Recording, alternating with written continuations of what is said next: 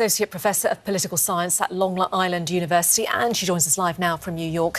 Thanks for being with us on this news hour. So there have been various explanations put forward as to why this particular mosque might have been targeted, that it was a Sufi mosque, or indeed people in that area belong to a particular tribe that has cooperated with the Egyptian military. What are your thoughts?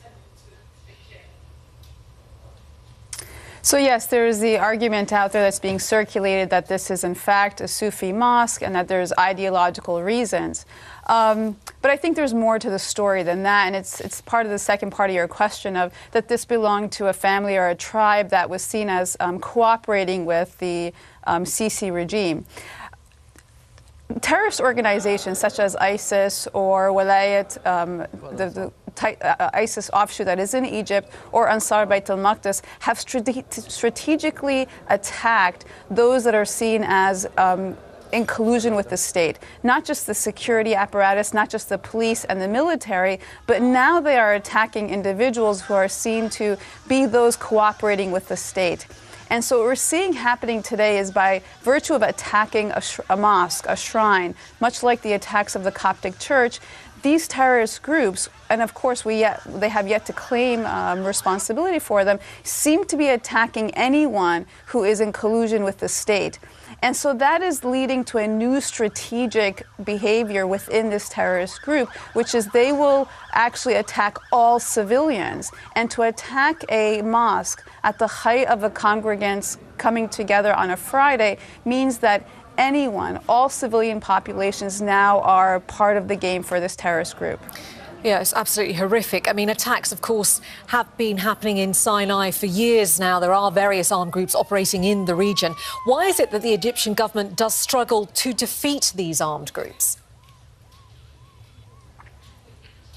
So these armed groups, for example, Ansar Bayt al-Maqdis and Walayat Sinai, have garnered more strength in the state since the 2003 military coup that removed Egypt's first democratically elected leader. Now, historically, when the regime would crack down on, for example, between 2004 and 2006, on attacks on tourists, it would lead to mass arrests, torture, and no trials. And so you saw the beginning of fomenting of a cycle of violence, of state repression, targeting these groups through arbitrary arrests, leading to them fomenting a cycle of violence. And so what's become clear today is the state can no longer provide security. Every time there is an attack, the president comes on TV and says, we will respond with a heavy hand and we will secure Egypt, and the situation gets worse.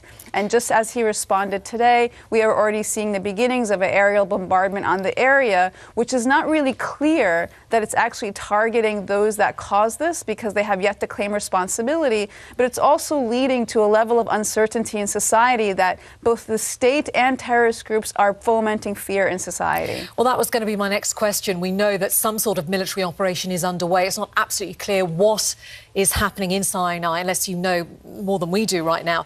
But what does this all mean for the ordinary people in Sinai, who must now be, particularly in that area in the north, must be living in fear pretty much all the time?